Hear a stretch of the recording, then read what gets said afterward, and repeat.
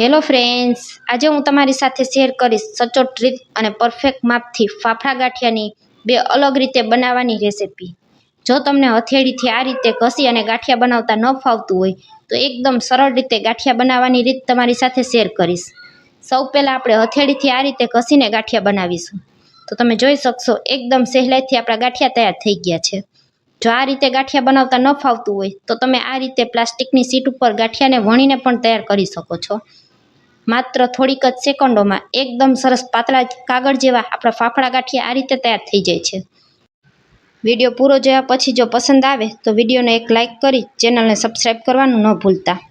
ચાલો શરૂ કરીએ ફાફડા ગાંઠિયા બનાવવાનું. ગાંઠિયા બનાવવા માટે સૌ પહેલાં એક વાસણમાં અડધી ચમચી મીઠું ઉમેરી દેશું. ત્યાર પછી તેમાં 1 પિંચ જેટલો પાપડ ખાર ઉમેરી દેશું. તમારી પાસે પાપડ ખાર ન હોય તો તમે બેકિંગ સોડા અથવા ખાવાના મીઠા સોડાનો પણ ઉપયોગ કરી શકો છો. 1 મોટી ચમચી તેલ અને 3 ચમચી પાણી ઉમેરી દેશું. બધી વસ્તુને મીઠું ઓગળી જાય ત્યાં સુધી હલાવી લેશું. તો હવે તમે જોઈ શકશો મીઠું ઓગળી ગયું છે. હવે તેને આપણે થોડી વાર માટે સાઈડમાં રાખી દેશું. હવે એક મોટા વાસણમાં 1 કપ બેસન અથવા 1 કપ ચણાનો લોટ લઈ લેશું. તમે કોઈ પણ વસ્તુનો ઉપયોગ કરી શકો છો. બેસનને આ રીતે ચાળીને જ લેવાનો છે. બેસનને ચાળી લેવાથી તે એકદમ સરસ હળવો થઈ જશે અને ફૂલી જશે. તો ગાંઠિયા બનાવતી સમયે હંમેશા બેસનને આ રીતે ચાળીને જ ઉપયોગ કરવાનો. હવે આપણે તેમાં અડધી ચમચી જેટલા અજમા ઉમેરીશું. અજમાને હાથેથી ઘસીને ઉમેરવાના છે. અજમા ઉમેરવાથી ગાંઠિયા પચવામાં હળવા રહેશે. હાથેથી આ રીતે હથેળીમાં રાખી અને થોડા ઘસીને ઉમેરી દેશું. ત્યાર પછી આપણે જે પાણી તૈયાર કરેલું છે તે ઉમેરી દેશું. તો આ રીતે 3 ચમચી જેટલું પાણી ઉમેરીશું. 1 ચમચી જેટલું પાણી બાકી રાખી દેશું. આમાં આપણે બધી વસ્તુ ઉમેરેલી છે. મીઠું, ખારો બધું જ આવી ગયું છે. તો હવે આપણે માત્ર હાથેથી મિક્સ કરી લેશું અને તેનો સેમી સોફ્ટ લોટ બાંધીને તૈયાર કરીશું. લોટ અહીં વધારે પડતો કઠણ પણ નહીં અને વધારે પડતો ઢીલો પણ નહીં તેવો લોટ બાંધવાનો છે. તો 1 ચમચી જેટલું પાણી બાકી રાખેલું છે તેને પણ આપણે સાથે ઉમેરી દેશું. તો તમે જોઈ શકશો પરફેક્ટ માપથી ગાંઠિયા બનાવેલા હોવાથી પાણી જરા પણ વધ્યું પણ નથી અને ઘટ્યું પણ નથી. તો તમારે પણ ગાંઠિયા બનાવતી સમયે મેઝરમેન્ટનું ખાસ ધ્યાન રાખવાનું છે. તો જ ગાંઠિયા પરફેક્ટ બનીને તૈયાર થશે. હવે આપણો લોટ બંધાઈ ગયો છે. શરૂઆતમાં લોટ હાથમાં થોડો આ રીતે ચોટશે. જેમ જેમ લોટને ભેગો કરશું તેમ તેમ તે પરફેક્ટ બંધાઈ જશે. તો તમે જોઈ શકશો બધો જ લોટ એકદમ સરસ ભેગો થઈ ગયો છે. હવે આ લોટને આપણે ઢાંકીને 10થી 15 મિનિટ સુધી રહેવા દેવાનો છે. તરત જ આપણે તેના ગાંઠિયા બનાવવાના નથી. ઢાંકણ ઢાંકી અને 10થી 15 મિનિટ સુધી રહેવા દેશું. 15 મિનિટ પછી લોટને જોઈ લેશું. તો તેમાં હવે 2 ટીપા જેટલું તેલ ઉમેરી દેવાનું છે અને લોટને એકદમ સરસ મસળવાનો છે. આ રીતે હાથની મદદથી લોટને મસળવાનો છે. ગાંઠિયા બનાવતી સમયે આ સ્ટેપ ખાસ કરવાનો છે. ચણાના લોટમાં એકદમ સરસ ચીકાશ આવી જાય ત્યાં સુધી આપણે લોટને મસળવાનો છે. લોટ પરફેક્ટ કઈ રીતે મસળાઈ જશે એ હું તમને વિડીયોમાં આગળ જણાવીશ. તો સતત 5 મિનિટ સુધી લોટને આ રીતે આપણે મસળી લેવાનો છે. અત્યારે હું તમને લોટને હાથમાં લઈને બતાવું તો તમે જોઈ શકશો લોટમાં આપણે વધારે પડતી આ રીતે ખેંચીએ છીએ તો તરત જ લોટ તૂટી જાય છે. તેમાં વધારે ચીકાશ નથી. એકદમ સરસ લોટ ચીકણો થઈ જાય ત્યાં સુધી આપણે તેને ટીપવાનો છે. તો સતત 5 મિનિટ સુધી આપણે લોટને ટીપતા રહેશું. 5 મિનિટ લોટને ટીપી લીધા પછી હું તમને ફરી પાછો લોટને ખેંચીને બતાવું તો તમે જોઈ શકશો લોટ આપણો ચિંગમની જેમ ખેંચાઈ રહ્યો છે. આ રીતનો લોટમાં ચીકાશ આવી જાય ત્યાં સુધી આપણે લોટને ટીપવાનો છે. જુઓ તમે રબરની જેમ લોટ આપણો ખેંચાઈ રહ્યો છે. આ રીતે જો લોટ ખેંચાશે તો જ આપણા ગાંઠિયા પરફેક્ટ બનીને તૈયાર થશે. તો આ સ્ટેપ આપણે ખાસ કરવાનું છે. ગાંઠિયા બનાવતી સમયે લોટને ખેંચીને આ રીતે ખાસ જોવાનું છે. હવે આપણો લોટ ફાફડા બનાવવા માટે પરફેક્ટ તૈયાર થઈ ગયો છે. તૈયાર કરેલા લોટમાંથી થોડો લોટ આ રીતે પાટલા ઉપર રાખી દેશું અને તેને થોડો એવો આ રીતે લંબાઈમાં શેપ આપી અને હથેળીની વચ્ચેના ભાગથી ઘસી અને આપણે હવે તેના ફાફડા બનાવીને તૈયાર કરીશું. થોડો આ રીતે લોટને લાંબો શેપ આપી દેવાનો જેથી કરીને ફાફડો પરફેક્ટ બને. હવે હથેળીને આ રીતે નીચેથી લઈ અને ઉપરની સાઈડ ઘસી લેવાની. તો તમે જોઈ શકશો માત્ર 2 થી 3 સેકન્ડમાં જ આપણો ફાફડો બનીને તૈયાર થઈ ગયો છે. છરીની મદદથી આપણે તેને કાઢી લેવાનું છે. ફાફડાને કાઢતી સમયે આ રીતની છરીનો જ ઉપયોગ કરવાનો છે.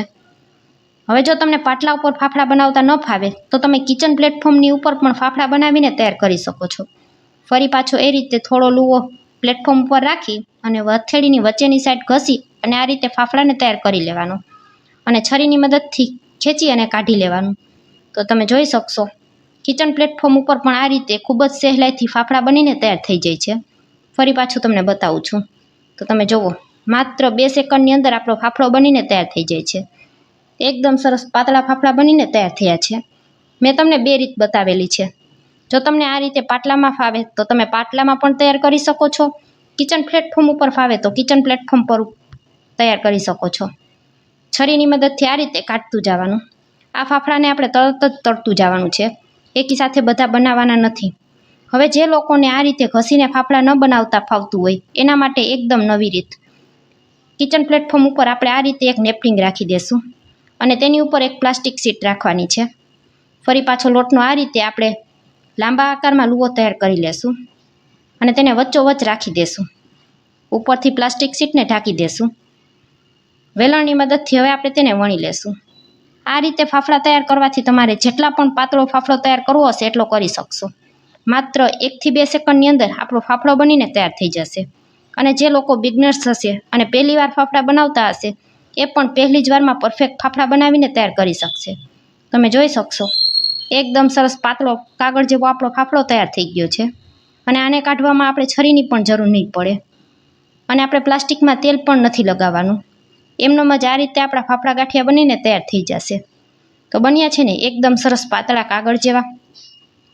ફરી પાછું તમને એક ફાફડો આ રીતે પ્લાસ્ટિકમાં વણીને પણ બતાવું છું. આ રીતે થોડા લુવાને પ્લાસ્ટિકની વચ્ચે રાખી દેવાનું. ઉપરથી ફરી પાછું તેમાં પ્લાસ્ટિક ઢાંકી દેવાનું છે અને વેલણની મદદથી એકદમ હળવા હાથે વેલણને ઉપરથી લઈ નીચે અને નીચેથી લઈ ઉપર આ રીતે ફેરવતું જવાનું છે. માત્ર 4 થી 5 વેલણ તમે ફેરવશો એટલે આપણો એકદમ સરસ પાતળો કાગળ જેવો ફાફડો તૈયાર થઈ જશે. તો ફ્રેન્ડ્સ છે ને એકદમ ઇઝી ફાફડા બનાવવું. જો તમે ક્યારેય ઘરે ન બનાવ્યા હોય તો એકવાર આ વિડીયો જોયા પછી ચોક્કસથી ટ્રાય કરજો. તમારાથી પણ પરફેક્ટ ફાફડા બનીને તૈયાર થશે. તો હવે તમે જોઈ શકશો એકદમ સરસ પાતળો ફાફડો આપણો તૈયાર થઈ ગયો છે. હવે આ બાજુ મેં ગેસ ઉપર તેલ ગરમ કરવા પહેલાં જ રાખી દીધું હતું.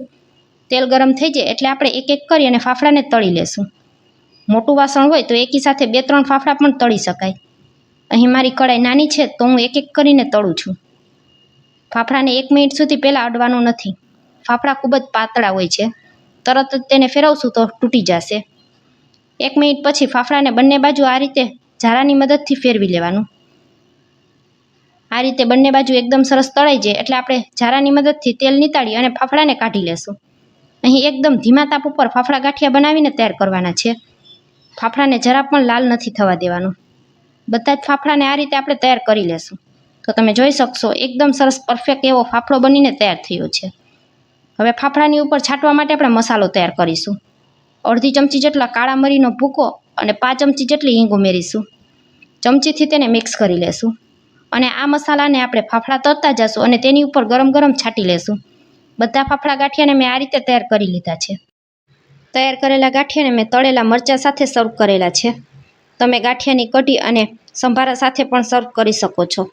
તો ફ્રેન્ડ્સ, આજનો વિડીયો પૂરો જોયા પછી સારો લાગે તો વિડીયોને એક લાઇક કરજો, ફ્રેન્ડ્સ અને ફેમિલી સાથે શેર કરજો અને મારી રેસિપીઓ તમને જોવી ગમતી હોય તો મને સપોર્ટ કરવા બદલ મારી ચેનલને સબસ્ક્રાઈબ કરજો. તમે જોઈ શકશો ગાંઠિયા જરા પણ તેલ નથી પીધું. એકદમ કોળા ગાંઠિયા બનીને તૈયાર થયા છે. આજની રેસિપી કેવી લાગી તે કોમેન્ટ કરી ચોક્કસથી જણાવજો. ફરી મળીશું આવા જ એક નવા વિડીયો સાથે. ત્યાં સુધી સૌને મારા જય માતાજી. Thanks for watching.